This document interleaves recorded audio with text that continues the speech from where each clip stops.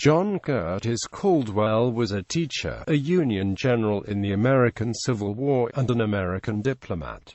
Early life. Caldwell was born in Lowell, Vermont. He graduated from Amherst College in 1855 and moved to Maine, where he was the principal of the Washington Academy in East Machias. Civil War. At the beginning of the Civil War, Caldwell was 28 years old and had no military experience. However, his bearing as an academic principal seems to have impressed others because he was elected colonel of the 11th Maine Infantry Regiment on November 12, 1861. Early in the Peninsula Campaign, he was promoted to brigadier general and assumed command of the 1st Brigade of the 1st Division of 2nd Corps of the Army of the Potomac after the brigade commander, Brigadier General Oliver O. Howard, was wounded at the Battle of Seven Pines. At the Battle of Glendale, he displayed personal gallantry in coming to the aid of the beleaguered Union division led by Philip Kearny. At the Battle of Antietam on September 17, 1862, he briefly led his division when its commander, Major General Israel B. Richardson, was wounded. Caldwell himself was wounded in the battle, and he received criticism that he handled his brigade poorly in the assault on the sunken road in the center of the Confederate line. There were also rumors spread that he had hidden in the rear to avoid direct contact with the enemy. He was wounded again, twice, at the Battle of Fredericksburg that December, while preparing his brigade to assault the stone wall on Mary's Heights. One of his regiments broke and ran during the assault, further tarnishing his reputation. At the Battle of Chancellorsville the following May, his brigade performed well under difficult circumstances, covering the retreat of the army from the crossroads at the Chancellor House. Caldwell's bloodiest combat experience was at the Battle of Gettysburg on July 2, 1863.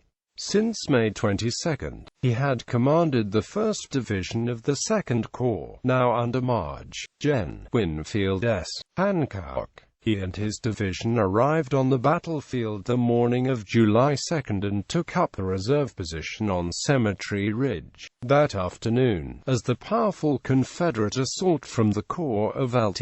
Gen. James Longstreet struck the Union 3rd Corps, Hancock ordered Caldwell's division to reinforce the 3rd Corps in the wheat field. Caldwell got his division moving quickly and conducted the largest Union assault of the three-day battle. However, due to a lack of adequate command on that portion of the battlefield, Caldwell's division was hit in its exposed right flank by the Confederate division of Marge. Gen. Lafayette McLaws, causing great confusion and a general retreat back across the wheat field.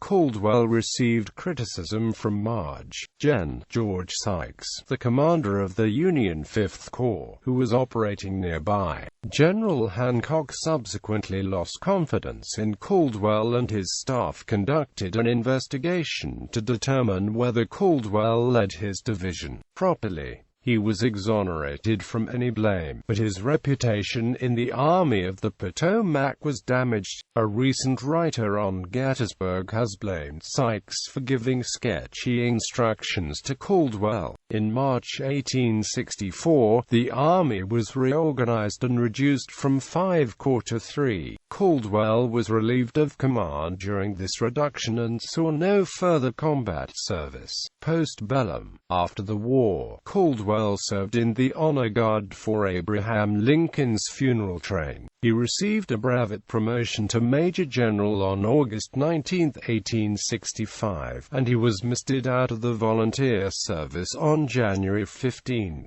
1866. He returned to civilian life as a lawyer and a member of the Maine legislature, but he also served as the Adjutant General of the Maine Militia from 1867 to 1869. He then entered the diplomatic service as the U.S. Consul in Valparaiso, Chile, from 1869 to 1874, U.S. Minister to Uruguay and Paraguay, 1874 to 1882, U.S. Consul to San Jose, Costa Rica, 1897 to 1909. Caldwell died in Calais, Maine, and is buried at St. Stephen Rural Cemetery in St. Stephen, New Brunswick, Canada.